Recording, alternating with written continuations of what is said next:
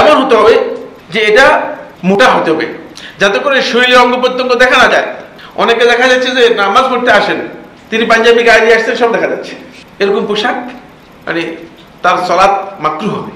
কারণ সালাতের জন্য শর্ত হচ্ছে অবশ্যই কাঁধ আপনাকে রাখতে হবে, কাঁধের এতটুকু পর্যন্ত আপনি রাখতে হবে, এই কাঁধের এতটুকু পর্যন্ত আপনি রাখতে হবে। এখন আপনি এমন একটা কাপড় পরে আসছেন একবারে পাতলা, সব দেখা যাচ্ছে।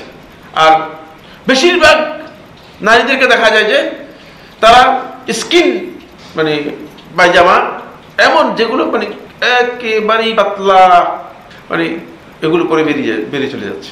এতে পর্দা তো হচ্ছেই না, বরং এটা একেবারে হারাম কাজ। এটা মূলত উলঙ্গ পড়ার মতোই কাজ।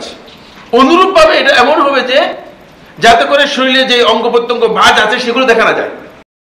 অনেকে আছে শর্ট, একটা টি শার্ট বলে, শর্ট টি শার্ট পরেন, আর সলাতে গেলে দেখা যাচ্ছে পিছের অংশ বইটাই খোলা।